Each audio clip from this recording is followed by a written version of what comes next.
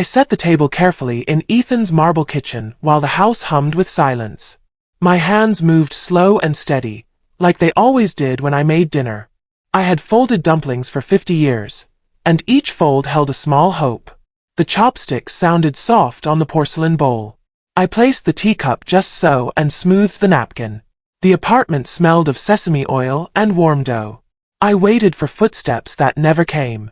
Upstairs, his voice echoed, bright and annoyed. "Just order takeout, Grandma," he called without coming down. I felt that word hit me. Grandma, like a cold wind. I had raised him, fed him, taught him to tie shoes and tuck in shirts. I put the pot on the table and sat down alone. The dumpling steam rose in thin white threads. I remembered the old days, Golden Crane dumplings, a tiny storefront, people lining up in the rain. That was my life. My name was Lien Hua Chen. I had built with my hands and my mind. I had kept receipts and dreams in a small jade box hidden in the drawer. Tonight I was invited into his mansion, but it felt empty. The marble shone like a river of light, and the tall windows watched me like a stage. I folded my fingers and tasted the steam. When Ethan finally came down, he did not smile. He looked at me like I was a picture in a book he had outgrown. "Lien," he said with that soft city voice he had, "this is too much. You are too traditional." His words were a paper cut. I did not answer. I placed a dumpling on a white plate and offered it like an old truth. He pinched his nose and said, "It smells old-fashioned." My heart sank. I wanted to tell him about the nights I worked alone, about the day I signed a small lease, about the first coin that paid for flour. But the marble swallowed my words. I wrapped the jade pendant in my hand and left it on the entry table when I walked out into the rain. I did not look back. The next morning, I woke to the faint smell of sesame oil still clinging to my jacket. I had slept sitting up in a taxi because I had nowhere else to go. The driver, a young man with soft eyes, asked, "Nai, are you all right?" I nodded. "Just tired," I said. My voice cracked in the middle, betraying me. He smiled gently and offered me a cup of soy milk from his cup holder. "You remind me of my grandmother," he said. "She used to run a noodle stall near Harbor Street." I looked out the window, the city flashing by like memories I couldn't catch. "You're very kind," I told him. "What's your name?" "Wei," he said. "And you, Nai?" "Lien Hua Chen," I answered, and he blinked in surprise. "You mean Golden Crane dumplings?" I smiled faintly. "Used to." His eyes widened with recognition. "My father loved your restaurant. He said your dumplings tasted like home." His words sank deep.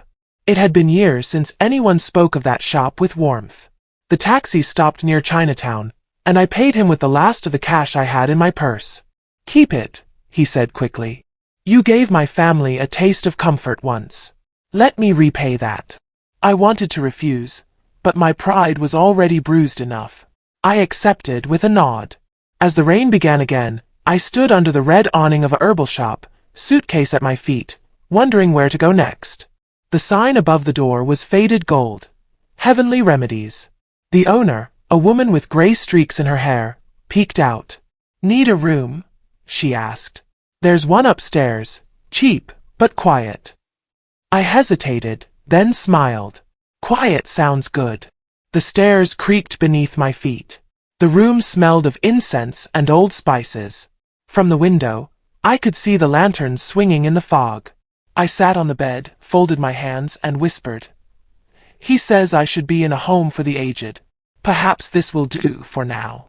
That first week in Chinatown passed slowly.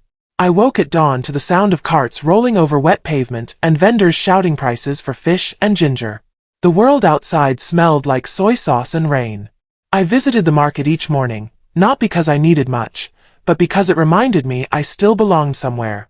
People here still spoke my language, sometimes in Mandarin, sometimes in the half-forgotten dialect of the province I'd left decades ago. In the evenings, I cooked one small meal on the single burner in my room: rice, egg, and scallions. Simple things tasted truest. One night, as I sipped tea, my phone lit up. It was Mr. Wong, my old accountant. The name made my heart jump.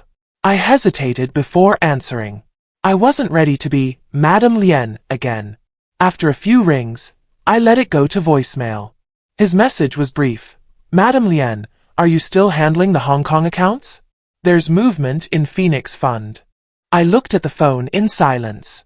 Phoenix Fund. The name stirred old memories.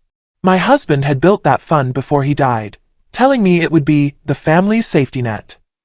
I'd left it untouched all these years, choosing to live modestly instead.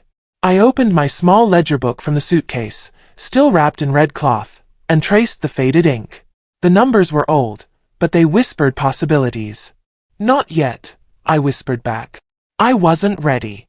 Not until I decided what I wanted, revenge or peace.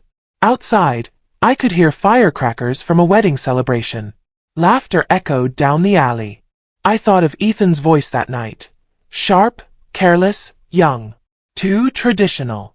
Maybe he was right. Maybe I was old-fashioned. But tradition built empires long before youth learned to count. I sipped my tea and stared at the small jade pendant lying on the table. You think I'm old, I murmured. Let's see how ancient wisdom feels. The next morning, I unlocked my old trunk. Inside, wrapped in silk, was the jade box I had kept hidden even from Ethan. My hands trembled as I lifted the lid. The faint scent of camphor rose into the air. Inside were gold bank seals, investment certificates, and documents bearing my old signature, proof of every wise choice I'd ever made. My late husband used to say, money fades, but ownership doesn't. These papers held the quiet power I had once controlled. I touched each one carefully, tracing the embossed lettering, the stamps from Hong Kong banks, the dates written in my neat handwriting. Decades of patience waited inside that box. Ethan thought he'd thrown out an old woman who had nothing left. He had no idea. I remembered his words, his voice like a knife. You should be in a home for the aged. My heart tightened, but not with pain, with focus. Maybe he was right about the home. I would build one, inside his world, under his roof, inside his business. I placed the documents back into the box and whispered, let the phoenix wake. The next day, I put on my best coat, wrapped a silk scarf around my neck, and took the subway to the financial district. The guards in the marble lobby looked at me with polite confusion, as if wondering whether I was lost. I'm here to see Mr. Wong, I said, steady as stone. When he appeared, he froze. Madame Lien? He said, bowing slightly. His hair was grayer, but his eyes still sharp. You're supposed to be retired. Retirement is for the dead, I said softly. Is the Phoenix Fund still active? His eyebrows lifted. Yes, madam. And it's grown. Quietly. I smiled for the first time in weeks. Good, I said. Then it's time we use it. Quietly, of course. Mr. Wong hesitated. For what purpose? A lesson, I said. One that money alone cannot buy. Please subscribe to this channel for more true-life revenge stories. Mr. Wong and I met the next morning at his office above a bakery. The air smelled faintly of custard buns and green tea. He poured me jasmine tea as though no time had passed. Phoenix Fund's value stands at nearly $20 million, he said carefully. What would you like to do with it? I stirred the tea slowly, watching the steam rise like memory. Buy quietly into a company called Neosphere, I said. His brows furrowed. Your grandson's firm? I nodded once. Through my alias, Madame Lu. He sighed. You always think 3 steps ahead. 4 this time, I corrected him. I want 22%, enough to make him dependent, not suspicious. He adjusted his glasses. He may never forgive you. Forgiveness is a young man's luxury, I replied. I only care that he learns. That afternoon, I returned to my room in Chinatown and lit incense before my husband's photo. The smoke curled upward, soft and sure. He threw me out of a mansion, I whispered. But soon I'll own its foundation. Later, I sat by the window, looking out at the neon reflections dancing in puddles. The city was loud with ambition, but my plan required silence. I thought of Ethan's smirk, his fiancée's disdainful glance. They believed I was gone. That would make their fall even quieter, cleaner. Mr. Wong messaged me before midnight. Transaction complete. Alias verified. You now own 22%. I closed my eyes and smiled faintly. The phoenix had spread her wings. I reached into my suitcase, pulled out the old jade pendant, and held it tight.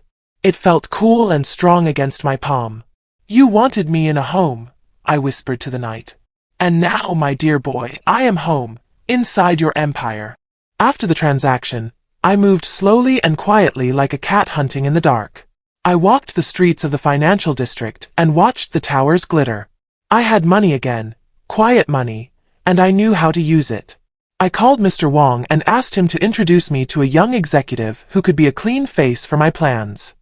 He suggested Mei Lin, a clever woman who had worked as an analyst and had the kind of bright eyes that could hide a storm. When I met Mei Lin in a small tea room, she sat stiff and polite. Her hands trembled when she took tea. You are Madame Lien? She asked. I smiled and said, Call me Lu for now. She raised her eyebrows. Lu. Mr. Wong had prepared her. Madame Lu is a quiet investor from Hong Kong. She prefers to stay private. Mei Lin leaned in like a child leaning toward a story. I simply told her, I want you to join me. I cannot appear in the world as I once did. You will be my voice. She looked surprised, then honored. I told her about Neosphere in plain words, its promise, its danger, and its pride. Your grandson runs it, she asked softly. I nodded. Yes. But he forgot lessons I taught him. She said she believed in honest work, and her eyes showed she would do what I asked. We made a quiet pact over jasmine tea. She would be the bright face. I would be the anchor. I taught her how to listen in boardrooms, how to nod in the right moments, how to ask small questions that felt wise. Mei Lin had courage, but she also had patience. That patience was the shape of the plan. I sent her home with a small silk packet and instructions. Learn the names, learn the partnerships, watch the habits. We would move slowly so no one would see the hand that guided them. When I left the tea room, the city was loud with traffic and small lights in windows. The plan felt like a seed in my palm, warm and ready to grow. Over the next weeks, I watched Neosphere from afar. I read the trade papers, trade filings, and the whispers that skated around boardrooms. Ethan still walked as if he had climbed to the top of a mountain and stayed there to wave at everyone below. He spent money on fancy dinners and big parties. The company used his name like a badge, but it lacked steady roots.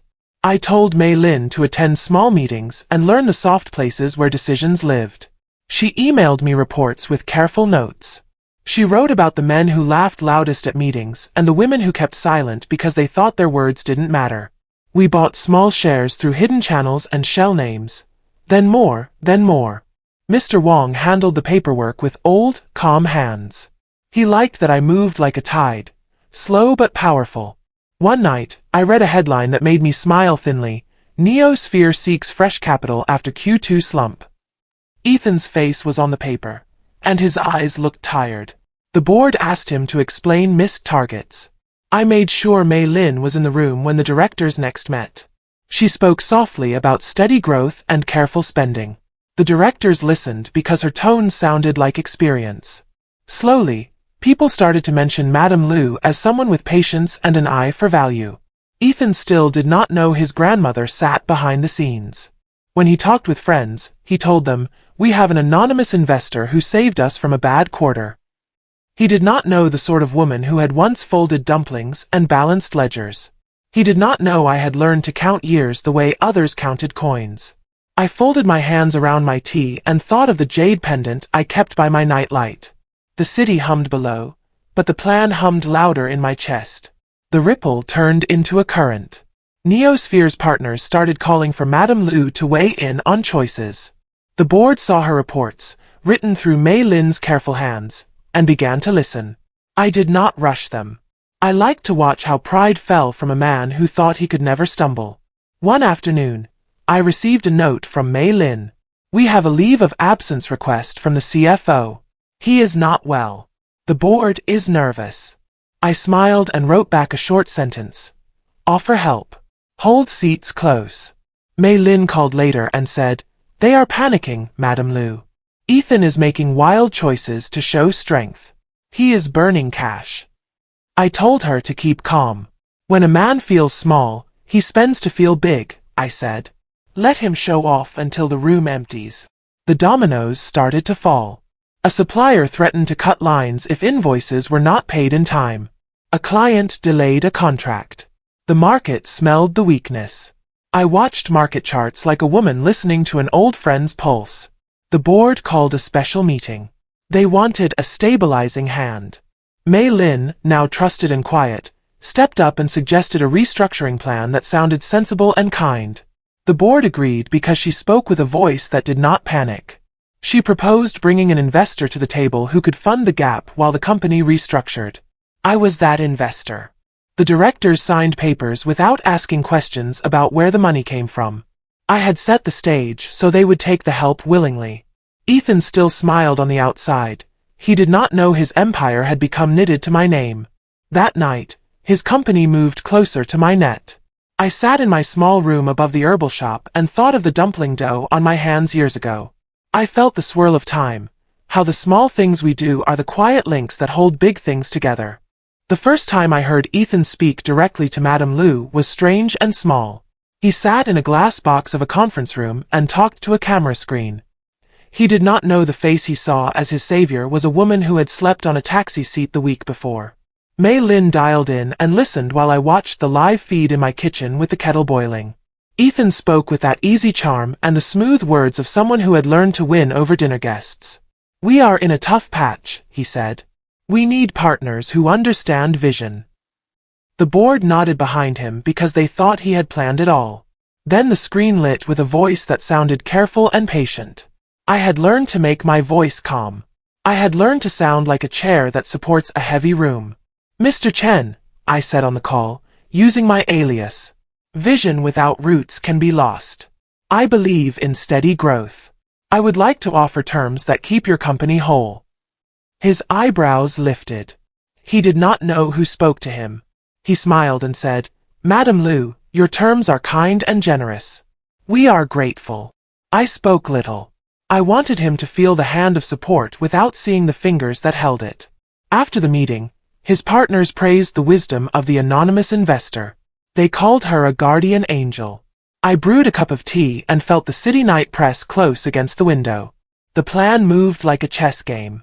Mei Lin texted me small updates. He likes the structure. He asks questions. He trusts the person behind you. I put my hand on the jade pendant and thought about the night I left the mansion. I had walked away with my pride. I had returned with patience. The difference between the two was the shape of my learning. Weeks later, the deal that would bind Neosphere to my quiet power took form. The board signed documents late at night, and I watched the confirmation messages pour into my inbox from Mr. Wong.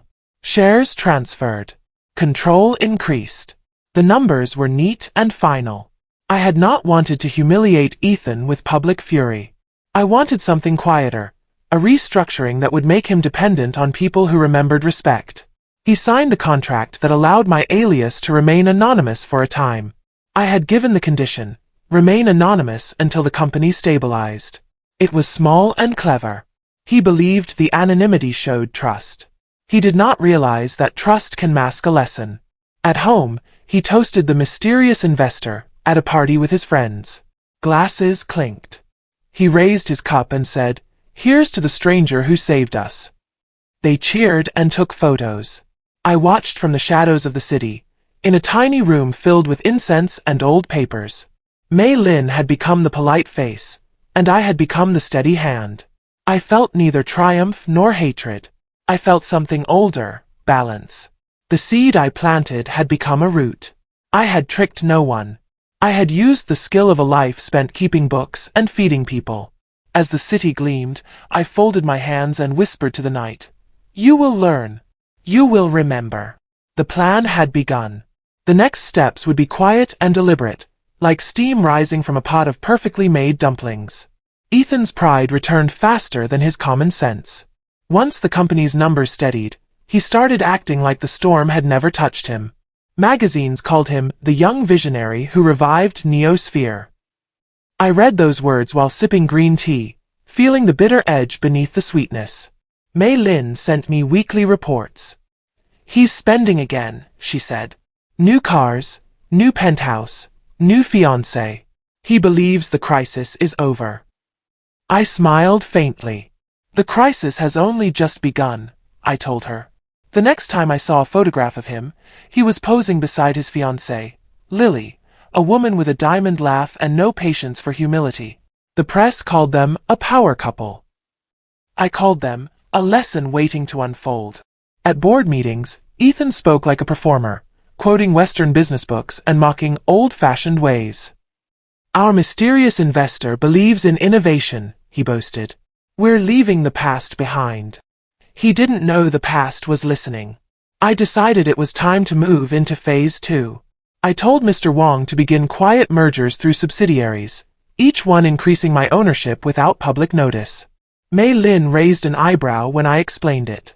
He'll never see it coming, she said. That's the point, I answered.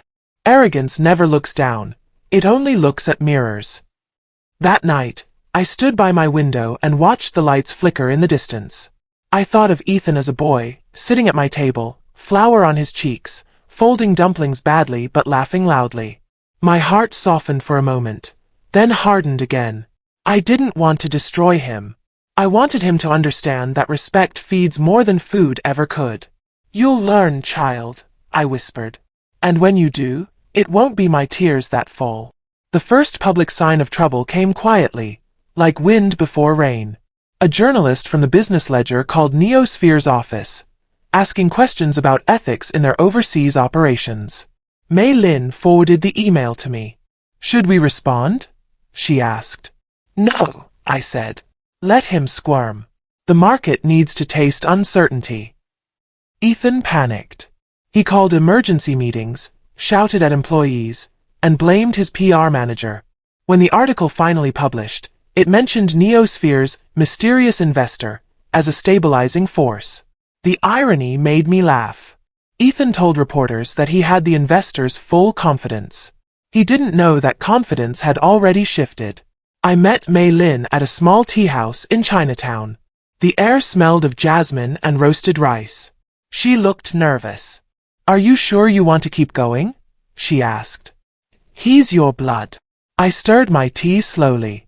Blood means nothing without respect, I said. He cut me off first. She nodded, eyes heavy with sympathy. We reviewed the next steps. Silent acquisitions, quiet influence, gradual control. When I returned home, I lit incense before my late husband's picture. I tried patience, I said softly. Now I'll try precision. Days later, Neosphere's stock dipped slightly. Ethan scrambled again. He called an emergency press event and promised investors stability. Our foundation is solid, he said. I watched his speech on television. His tie was perfect, his smile bright, but his eyes flickered with fear. I leaned closer to the screen and murmured, Solid, yes, but not yours. The camera zoomed in on his face just as a reporter shouted, Who is Madame Liu?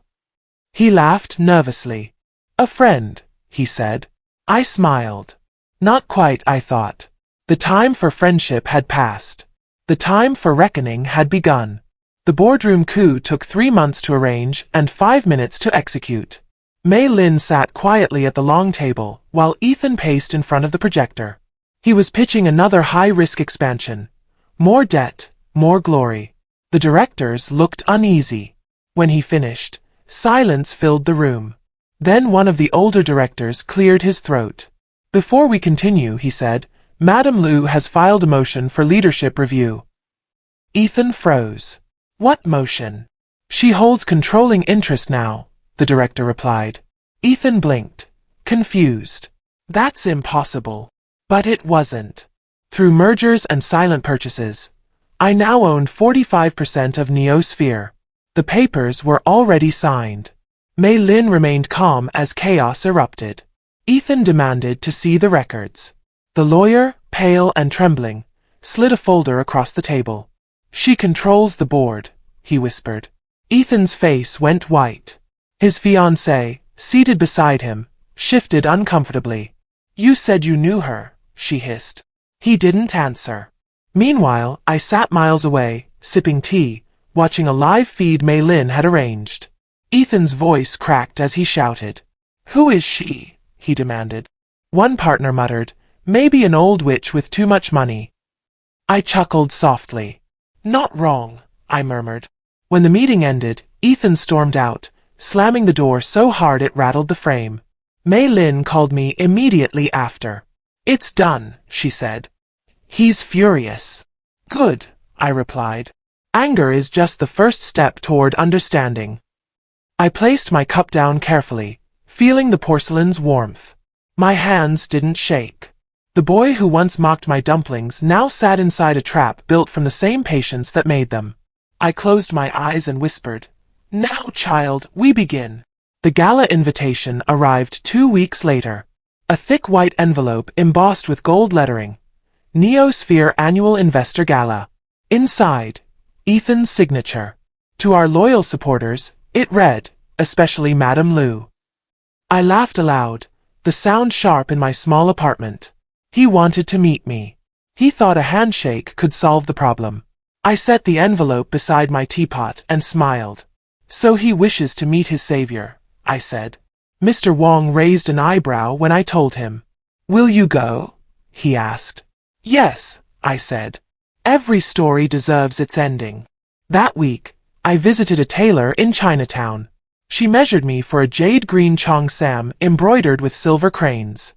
For a special night? She asked. For a long one, I said. The night of the gala, a black limousine stopped before the hotel's glass entrance. The cameras flashed as I stepped out, pearls glinting at my throat. The air smelled of expensive perfume and nerves. Inside, the hall glittered with chandeliers. Ethan stood on stage, radiant in his tuxedo, smiling as if nothing had ever gone wrong. Tonight, he said, we celebrate the future. I sipped tea instead of champagne and waited. Mei Lin nodded from across the room. The host approached the microphone. Ladies and gentlemen, he said, please welcome our key investor, Madame Lu. The lights turned, the crowd parted, and for the first time in months, I felt truly alive. Gasps rippled through the room. The lights caught my face, soft but steady. I saw Ethan's smile freeze like glass. His fiancée's hand slipped from his arm. Grandma, he whispered, voice barely audible. I stepped forward slowly, the click of my heels echoing across marble. Good evening, I said. You said I belonged in a home for the aged.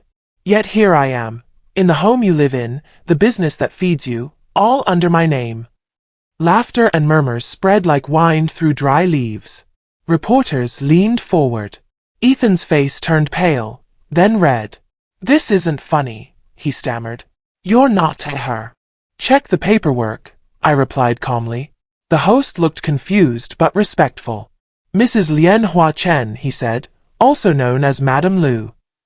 Cameras flashed. Ethan's hand trembled. His champagne glass shattered on the floor. I continued, my voice steady as the tide.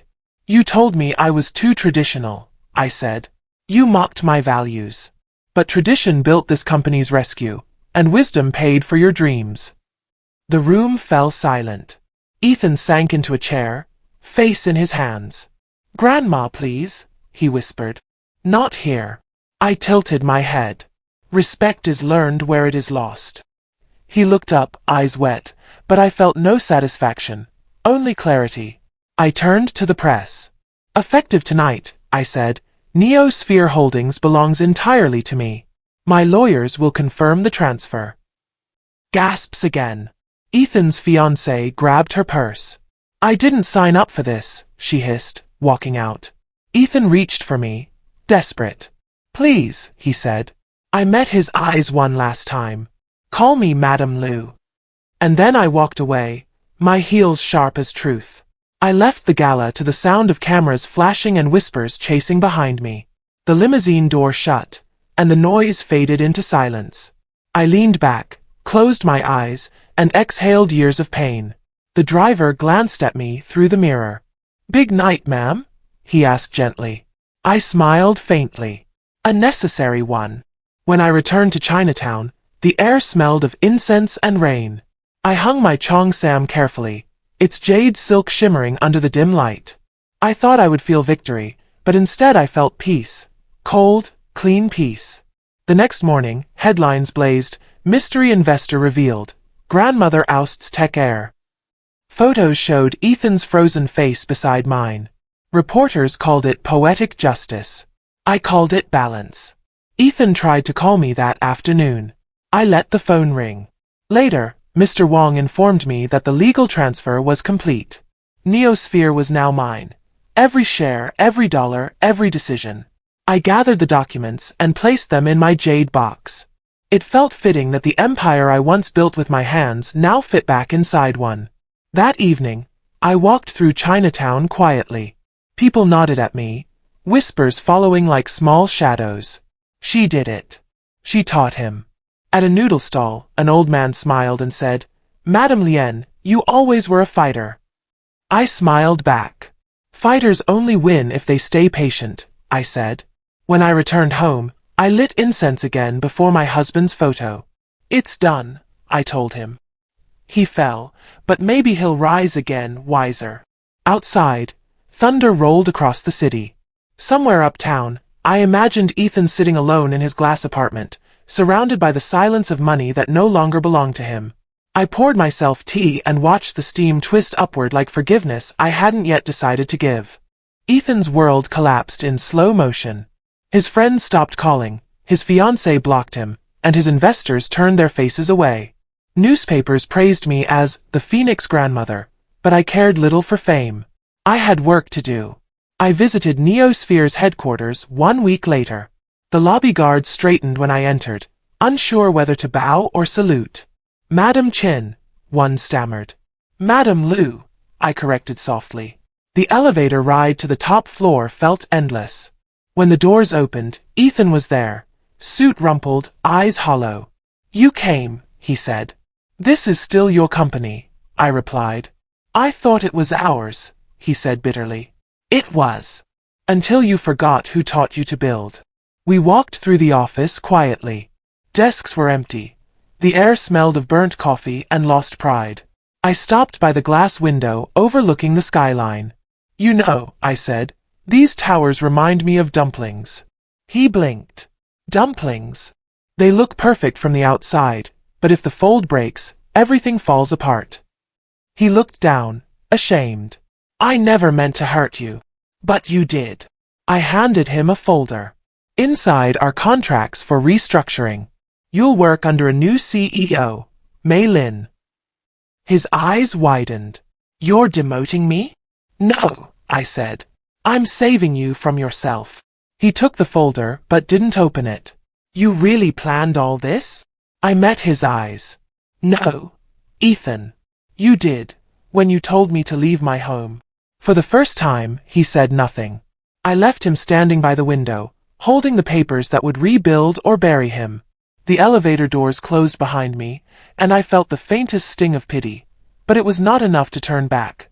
Weeks passed. Neosphere began to heal under new leadership. Mei Lin proved steady and fair. Investors returned slowly, drawn by her calm and my silent oversight. I stayed in the background, visiting the office only once a month. Each time, I saw Ethan working late, silent but focused. He no longer boasted or spent lavishly.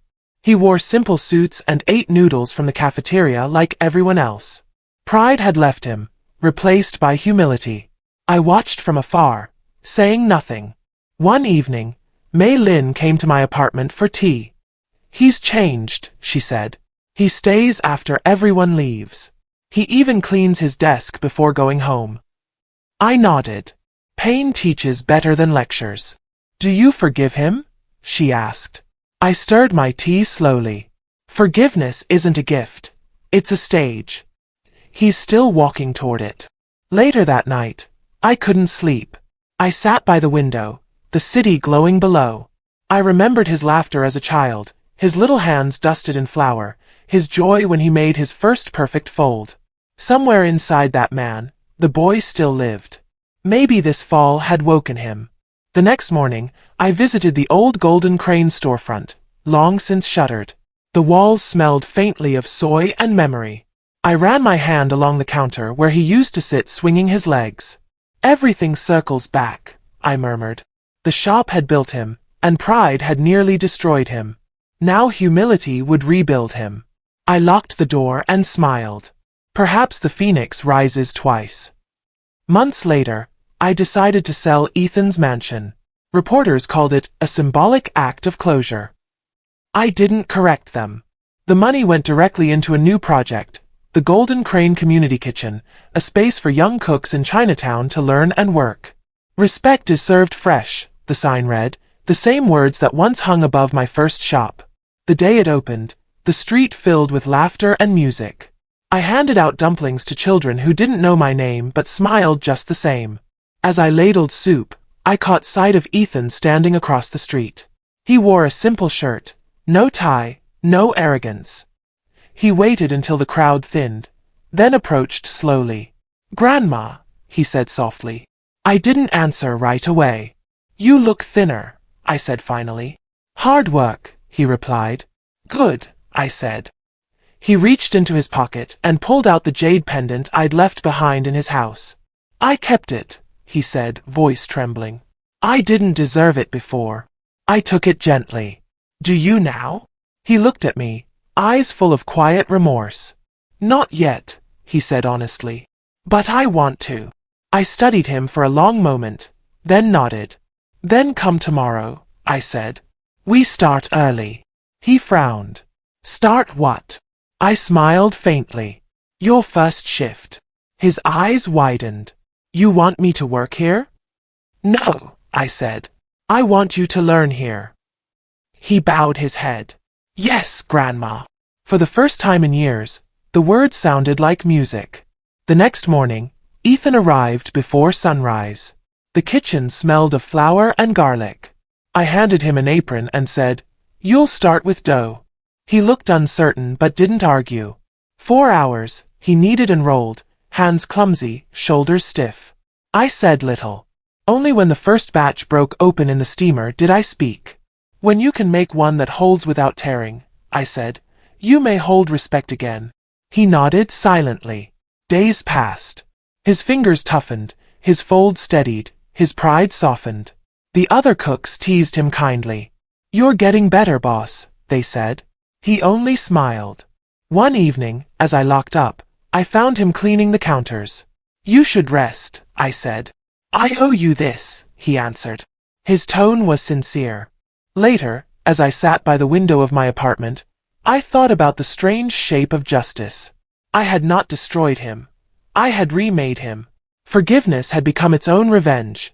Gentler, deeper, final. The next day, I left an envelope by his workstation. Inside was the jade pendant and a note. "Now you may wear the family name again." When he found it, he didn't cry, but his eyes glistened. He slipped the pendant around his neck and continued folding dumplings. That afternoon, I watched him laugh with the younger cooks. The sunlight caught the jade on his chest, and I thought, yes, now it fits. The phoenix had finished her circle, and the lesson was complete. Each morning, I watched Ethan arrive early, hair damp from the fog, sleeves rolled, hands already dusted with flour. He moved differently now. Careful, quiet, grounded. The other cooks stopped teasing him. They respected his effort. One afternoon, I stood beside him as we folded dumplings for the lunch rush. He spoke softly, eyes fixed on the dough. "I never realized how hard this work is," he said. I smiled faintly. Humility always starts in the hands. He nodded. For a long moment, we worked in silence, the rhythm of folding and pressing filling the air. I saw traces of the boy he once was, the one who used to sit on my counter, begging for one more dumpling. That evening, after closing, I found him still cleaning. "You can leave, Ethan," I said. "You've done enough." He looked up, sweat glistening on his forehead. "Not yet. I owe more than one apology." I watched him scrub the steamer with a kind of reverence. Pride had burned out of him completely. Later, when I returned home, I placed the old jade box on my table.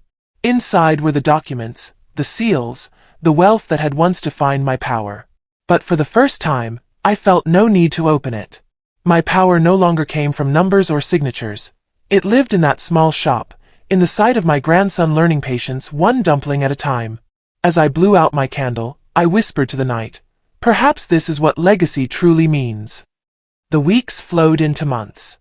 Word spread across Chinatown about the grandmother and grandson running the Golden Crane Kitchen together. Tourists came to take photos. Reporters asked for interviews. I declined them all. This story was not for cameras. It was for the quiet moments, the shared laughter, the kneaded dough, the steam rising like forgiveness itself. Ethan worked every shift without complaint. He learned to greet customers in Mandarin, to bow slightly when serving elders. One morning, I caught him teaching a new boy how to fold the edges. "Don't rush," he said. "The fold is a promise. Keep it tight." I smiled from the doorway. The boy had learned well. One evening, he came to me after closing and said, "Grandma, I've been saving my paychecks. I want to reopen the old Golden Crane dumplings on Harbor Street." My breath caught. "That's a big step," I said. "Are you ready?" "I think so," he answered. "But I don't want it to be mine. I want it to be ours." His words settled deep in my chest. "Then we'll do it together," I said quietly. The next morning, we stood outside the boarded-up storefront. The faded sign still hung crookedly above the door. I traced the old characters with my fingers. "Respect is served fresh," I read aloud. Ethan smiled. Still true. For the first time in years, I felt the future. Not as something to fear or fight, but as something I had already shaped. Renovations began that same week. Ethan handled the permits, while I oversaw the kitchen layout. We kept the wooden counters but replaced the cracked floor tiles with new ones shaped like lotus petals. The air soon filled with sawdust, hope, and laughter.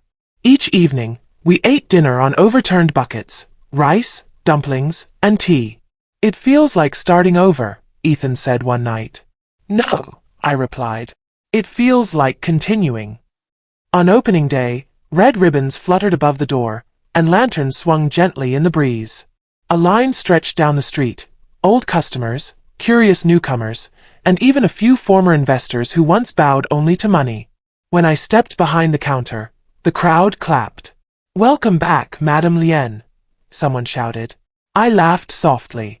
"I never left," I said. Ethan worked beside me, smiling at every customer, thanking each one. By afternoon, we had sold out of dumplings. The smell of ginger and chive filled the air like memory reborn. Later, as we closed, Ethan handed me the day's ledger. "We made enough to pay the staff and restock," he said proudly. "Good," I replied. "Then tomorrow, we begin again." He nodded, then hesitated. "Grandma," he said softly, "do you think I've earned your forgiveness?" I looked at him for a long moment. "Forgiveness isn't earned," I said. "It's understood." He didn't speak, but his eyes filled with gratitude. Outside, fireworks cracked across the sky for the lunar festival. I watched the colors light his face and thought, the phoenix has truly risen. The shop thrived. Tourists came for the food. Locals came for the feeling. I hired young apprentices from the community, girls and boys who needed work and guidance. "Learn with your hands," I told them, "but lead with your heart." Ethan managed the business side, carefully and humbly. Every morning, he greeted me with a bow before opening. One afternoon, a journalist stopped by again. "Madam Chen," she said, "your story is everywhere. People call you the matriarch of Chinatown. How does it feel to have the world finally see your strength?" I smiled gently. "Strength isn't about being seen," I said. "It's about staying true when no one looks." She nodded, thoughtful. The article she wrote later was titled, "Respect Served Fresh." Customers framed it on the wall. But fame didn't change our rhythm. Every evening, after the last dumpling was sold, Ethan and I cleaned side by side. Sometimes we talked about the past. Sometimes we worked in silence. One night, as we locked up, he said, "I used to think success meant applause." "Now?" I asked. "Now it means peace." I touched his arm gently. "Then you finally learned." At home that night, I wrote in my journal, The young chase glory, but the wise chase peace. Pride breaks. Humility builds. I looked at my husband's photo and whispered, "He's learning, old one. He's becoming the man we hoped for." The air smelled of flower and memory. I smiled, knowing that my story no longer belonged to revenge. It belonged to renewal. Spring came early that year. Plum blossoms lined the street outside Golden Crane, their petals drifting like snow. I stood at the counter watching Ethan teach a group of children how to fold dumplings. Their laughter filled the shop like music. "You see," he told them, "even the smallest hands can shape something strong." I turned away so he wouldn't see the tears in my eyes. Later that day, a reporter asked for a photo of us together. I agreed. The camera clicked, capturing a moment that felt like eternity. 2 generations bound by lessons hard-won and hearts remade. That evening, as the sun set, I handed Ethan a sealed envelope. "What's this?" he asked. "Your name restored," I said. Inside were the official documents transferring ownership of Neosphere to him, again. He looked at me in shock. "Why?" "Because power means nothing if you can't use it with humility," I said. "You've learned that now." He hugged me tightly. "I won't fail you again." "You might," I said with a smile. "But you'll rise again, wiser." That night, as lanterns lit the sky, I closed my eyes and listened to the laughter echoing through the street. The dumplings steamed, the city hummed, and for the first time in a long life, I felt peace so complete it silenced even memory. The empire had returned to its rightful hands, not out of mercy, but out of understanding. I whispered to the wind, "The young chase power, the wise build legacy." And when respect returns, even broken hands can rebuild an empire. I thought peace would make life quiet, but instead it made it full. The shop grew busier each week. Young chefs came to learn, elders came to watch. They said the air smelled like the old Chinatown again.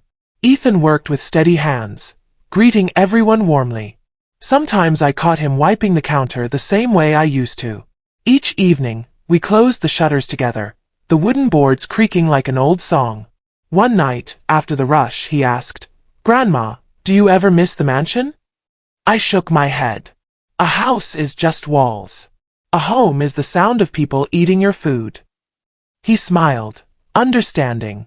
The following Sunday, he organized a free meal for the homeless. I stood beside him as he ladled soup into bowls. "You've changed," I said quietly. "You made me," he answered. The simplicity of it warmed me more than tea ever could. Later, when the last pot was empty, he turned to me. "Do you ever regret it?" he asked. "Throwing me out?" I laughed softly. "You threw me out, child. I only showed you what happens when you forget where you came from." He lowered his eyes. "I'm sorry." "I know," I said. "But I'm proud too." That night, I wrote in my journal, "Revenge is loud. Redemption whispers." I slept easily, knowing the whisper had become my song. Months later, the city council invited me to speak at a cultural ceremony honoring local entrepreneurs. I almost declined. I didn't care for applause. But Ethan insisted. "They should hear your story," he said. "Not the revenge part," I warned him. "The respect part," he promised. On the night of the ceremony, I wore a simple blue Chong Sam, my jade pendant resting against my chest. When my name was called, I stepped to the podium. The audience rose in applause. I spoke slowly, letting each word find its place. "When I was young, I believed success was measured in coins. Then I learned it is measured in how many hearts you lift." I looked toward Ethan in the front row. "I lost my home once. But I found it again, inside my own hands, inside my family." The crowd listened, still and quiet. I ended with a small bow. "Legacy is not what we leave behind," I said. "It is what we continue every day." When I returned to my seat, Ethan squeezed my hand. "You were perfect," he whispered. "No," I said softly. "Just honest." That night, as we walked home through lantern-lit streets, I realized my voice no longer trembled when I spoke of the past. The wound had turned into a scar, and scars are proof that healing is stronger than hurt. The world had called me a symbol of power. But I only wanted to be remembered as a woman who kept folding the dough, until it held. The following year, Ethan reopened Neosphere under a new name, Phoenix Innovations. He dedicated it to the woman who taught me that wisdom builds where pride collapses. He insisted I attend the reopening ceremony. The office looked different now. Smaller, humbler, but alive. Employees bowed respectfully as I entered. "Welcome home, Madam Chen," they said. I smiled. "I'm just visiting." Ethan gave a short speech, honest and humble. "Everything you see here," he said, "exists because someone believed failure is not the end, it's the teacher." His words touched me deeply. When he unveiled the new logo, a phoenix rising from a dumpling's steam, the crowd laughed and clapped. It was clever, poetic, and fitting. Afterward, he led me through the building, showing me the meditation room, the staff kitchen, the small plaque on the wall that read, "In honor of Lien Hua Chen, proof that tradition never dies." I traced the letters with my fingers. "You've learned well," I said. "You taught well," he replied. We stood by the window overlooking the city, both quiet. The same skyline that once symbolized greed now shimmered with meaning. As I left that day, I looked back one last time. The glass doors reflected me, older, smaller, but still standing tall. The phoenix had risen twice indeed. Years passed quietly after that. The shop ran smoothly. The foundation grew. I spent my mornings at the market and my afternoons teaching the younger cooks. My hands had grown slower, but my mind was still sharp. Ethan visited every evening, bringing tea and stories. One night, he arrived with a framed photo. It was from the gala, the night I revealed myself. "I thought you'd want this," he said. I studied it for a long moment. My face in the photo looked calm, almost regal. His looked broken. "Keep it," I said. "A reminder?" he asked. "A lesson," I corrected. He smiled, knowing I was right. Later that evening, I sat by my window, listening to the city's hum. Life had returned to rhythm, gentle and steady. I no longer needed vengeance or victory. I needed mornings filled with purpose and nights filled with peace. I opened my jade box one last time. The papers and seals were still inside, untouched. I ran my hand over them and whispered, "You've done your part." Then I closed it for good. When I turned off the light, I saw my reflection in the window. Older, yes, but not diminished. The girl who once made dumplings in a tiny shop had become a legend without meaning to. That was enough. One morning, as sunlight spilled through the window, I found Ethan setting the table for breakfast. He smiled as I walked in. "Sit," he said. "I made congee." I laughed softly. "You cook now?" "I learn fast," he said. As we ate, I noticed he wore the jade pendant again. It suited him now, resting easily against his chest. "It looks right on you," I said. "It feels right," he replied. After breakfast, he walked me to the door. The air smelled of spring rain. "Are you happy, Grandma?" he asked. I thought about the years, the betrayal, the struggle, the return. "Yes," I said finally. "Because I finished the story." He looked puzzled. "Finished?" "The story of pride and patience," I said. "And the ending is peace."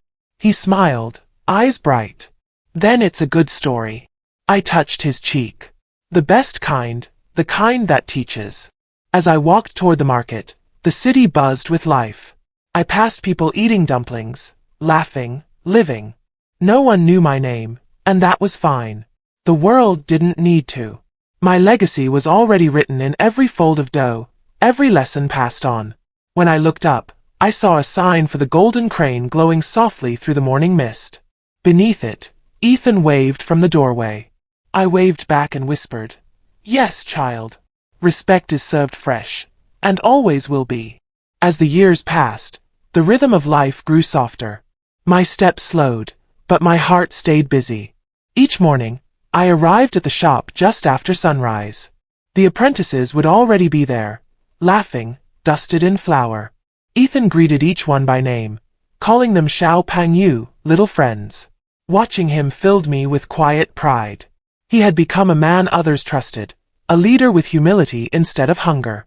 One afternoon, As I shaped dumplings at the counter, a young journalist entered. She introduced herself shyly. "Madam Chen, my grandmother used to eat your dumplings when she was new to this country," she said. "She told me they reminded her she belonged." My hands paused mid-fold. "Then your grandmother gave me a gift," I said softly. "Because food that comforts someone lives forever." She smiled and asked if she could photograph me for an article about Chinatown's pioneers. I agreed on one condition, that she also include the new generation beside me. The photo appeared a week later. Ethan, the apprentices, and me, all standing behind a mountain of steaming dumplings. The caption read, "Tradition Reborn."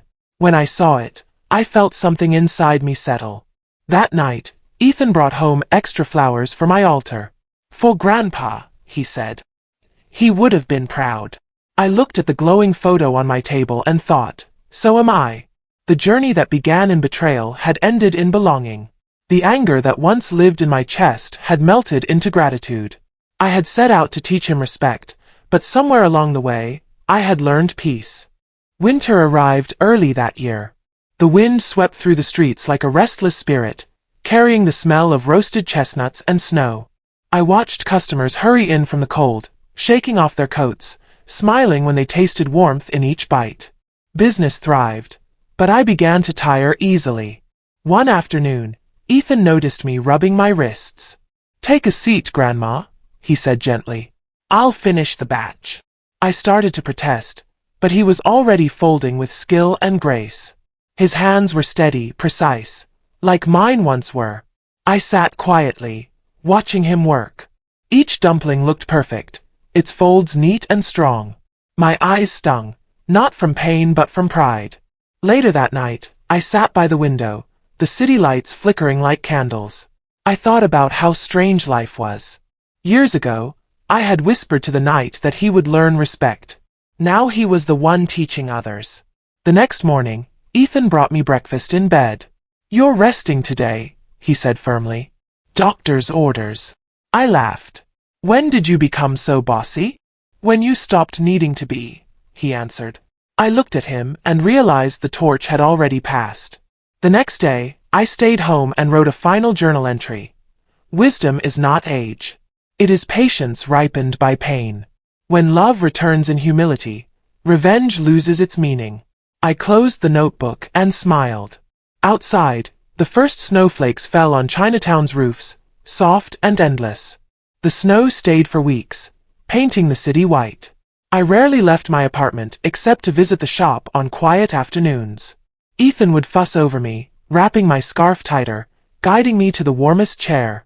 "You forget I walked through storms before you were born," I teased. He laughed, but his eyes were full of care. One evening, I stayed until closing. After the last customer left, I stood by the steamer, watching the final dumplings puff and hiss. "Perfect," I said. "You've mastered them." Ethan smiled. I had a good teacher. I reached for one, split it open, and tasted it. The flavor was exactly as I remembered: ginger, garlic, and something more. "Legacy," I murmured. "It tastes like legacy." He didn't speak, but he understood. That night, as we locked up, snowflakes drifted through the glow of red lanterns.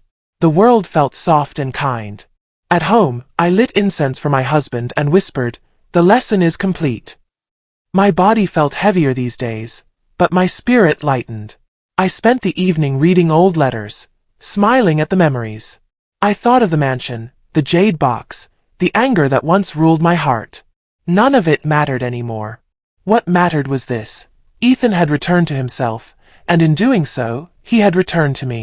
I slept that night with a peace I had never known, hearing faint laughter in my dreams, the sound of my younger self, folding dumplings under a neon sign. I woke to sunlight and the sound of distant bells. Ethan was at my bedside, holding tea. "You didn't come by the shop," he said gently. I smiled.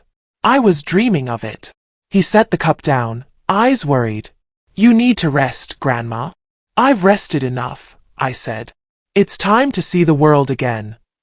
That afternoon, he took me to the coast. The sky was a sheet of silver. The air smelled of salt and memory. We walked slowly along the pier, waves whispering beneath us. "You know," I said, "your grandfather used to bring me here when we first opened Golden Crane." Ethan smiled. "Tell me about it." So I did.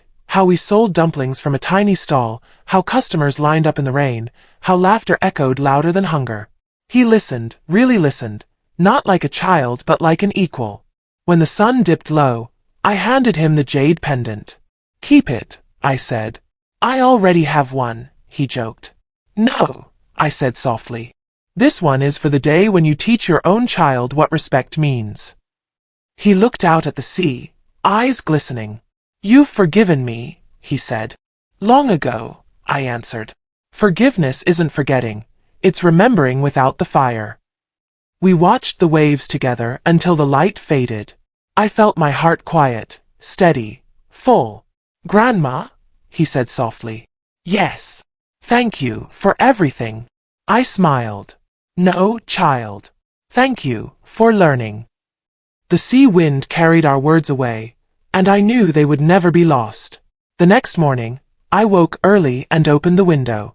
The city was alive, street vendors shouting, buses honking, children laughing. Life continued, and that was comfort enough. I brewed tea and watched steam rise like incense. On my table sat the jade box, my ledger, and a photograph of Ethan smiling in front of the shop. I took one last look at them, then carefully placed the ledger inside the box and closed it. "My work is done," I whispered. Later that day, Ethan arrived with flowers. "For the shop," he said. "For you," I corrected. We spent the afternoon at Golden Crane, serving lunch together. Customers filled the tables, and the air shimmered with warmth. "Grandma," Ethan said suddenly, "what should I name my first daughter?" I laughed. "After the one who taught you patience, of course." "Lien?" he asked. "Yes," I said. "Lien. It means lotus, the flower that blooms from mud but stays pure." He nodded solemnly. I smiled. That's the story of our family. When evening came, I sat by the window again, lanterns glowing outside. I closed my eyes and whispered my last lesson. The young chase power. The wise build legacy. When respect dies, wealth rots. But when humility returns, even broken hands can rebuild an empire. The city lights flickered like stars. I felt no fear, no anger, only peace. My story had folded closed like a perfect dumpling, sealed, balanced, whole. Spring returned with the sound of rain tapping on the shop windows. The air smelled of chive and ginger, of beginnings and endings blending together. I sat near the front counter, watching customers line up outside. Ethan moved between tables with practiced grace, his laughter filling the room. He looked so much like his grandfather when he smiled. "Grandma," he said as he set a cup of tea before me, "we've been invited to open a second branch downtown." I raised an eyebrow. "Expansion." He grinned sheepishly. "Only if you approve." I sipped my tea. "Then you must promise one thing," I said. "Never forget why we started, to feed souls, not egos." "I promise," he said quietly. That evening, when the shop emptied, I lingered a little longer than usual. The lantern light shimmered across the tables, the same glow that had followed me all my life. I touched the wooden counter where Ethan had learned his first fold. "The world turns fast," I murmured, "but tradition holds steady." Later, as we locked up, I took one last look at the sign. "Respect is served fresh." The letters seemed to glow brighter than before. "It's time," I whispered. Ethan tilted his head. "Time for what?" I smiled. "For you to lead alone." His expression faltered. "You mean, I've led long enough," I said. "You'll carry the name forward." He nodded slowly, eyes full of quiet understanding. That night, I dreamed of my first kitchen, the smell of steam, the sound of laughter, and the promise that every meal could heal. When I woke, I felt ready. Ready to let go, but never to disappear. I began spending more time at home, letting Ethan and the apprentices handle the shop. My apartment filled with flowers from customers and letters from strangers who had heard my story. Some thanked me for inspiring them to forgive. Others said my dumplings reminded them of home. Each letter felt like a small prayer returned. I pinned them on my wall until it looked like a garden of words. On quiet mornings, I read them with tea and smiled. My body was growing weaker, but my heart had never been stronger. One afternoon, Ethan visited with his fiancée, Lena, a gentle woman with kind eyes. "Grandma," he said shyly, "we're getting married." I laughed softly. "Then I'll make the wedding feast myself." "You shouldn't work," Lena protested. "Cooking isn't work," I said. "It's love in motion." On their wedding day, I wore the jade green cheongsam once more. The ceremony was held at the Golden Crane, surrounded by lanterns and flowers. When I handed them each a dumpling, I said, "Fold carefully. Marriage, like dough, breaks when rushed." The guests laughed, but Ethan nodded solemnly. When they exchanged vows, I felt tears warm my cheeks. The boy who once sent me away now built a family rooted in everything I taught him. That night, as music filled the air, I whispered to myself, "He learned." He truly learned. My heart was light. The cycle had closed. After the wedding, life grew quiet again. Ethan and Lena visited often, bringing food and laughter. I spent my days writing down old recipes, one by one, so they wouldn't be lost. Each recipe carried a memory. My husband's favorite broth, Ethan's first burnt dumpling, my own late-night experiments. I titled the notebook The Taste of Respect. When it was finished, I tied it with red silk and placed it beside the jade box. "Together," I whispered. One evening, Ethan stopped by alone. "You're pale," he said. "Are you feeling all right?" I smiled. "Just tired, child. The body rests when the heart is full." He sat beside me quietly. "You've given me everything," he said. "I don't deserve it." I shook my head. "Deserving doesn't matter. Learning does." He reached for my hand. "I'm scared of losing you." "You can't lose what's already inside you," I said softly. The streetlights outside glowed like stars, and for a long while, neither of us spoke. The air between us was warm with understanding. Later that night, I wrote my final letter, to Ethan. "Remember that love built your empire, not pride. Protect it as you would protect a flame." I sealed it and placed it beside his name in my will. Then I slept, peacefully, under the hum of the city I loved. When I awoke, sunlight streamed through the window, softer than silk. I brewed tea, poured a cup, and watched the steam rise in the quiet room. Everything felt still, complete. I dressed slowly, pinned my hair neatly, and sat by the window. The world outside bustled, vendors shouting, bells ringing, children running past. Life continued, as it should. I reached for the jade pendant on my table, traced its cool surface, and smiled. I thought of my husband, my shop, my grandson. My empire built not on walls but on respect. My breath grew slower, steadier. I closed my eyes and whispered one last time, "When humility returns, even broken hands can rebuild an empire." The city hummed. A single petal from the plum tree outside drifted through the window, landing in my cup. The tea rippled once, then stilled. Peace at last filled the room like sunlight that never fades. Ethan found me that morning, still sitting by the window, a soft smile on my face. He didn't cry right away. He just knelt beside me and held my hands, warm against cold. The letter lay open on the table. He read it silently, tears finally spilling down his cheeks. "Thank you, Grandma," he whispered. The days that followed were filled with flowers, candles, and quiet mourning. People from every corner of the city came to pay respects. The poor I had fed, the rich I had humbled, the young I had taught. At her memorial, Ethan spoke simply. "My grandmother built more than a business. She built people. She built me." Afterward, he reopened the shop with a new name, Lian Hua Dumplings. Above the counter, he hung my photograph and the words I once wrote, "Respect is served fresh." Years later, his own daughter, little Lien, learned to fold dumplings under his careful hands. He would tell her, "Fold slow, my love. Each one carries a story." And in that small kitchen filled with laughter and steam, my legacy lived on, not as power, not as revenge, but as peace made eternal.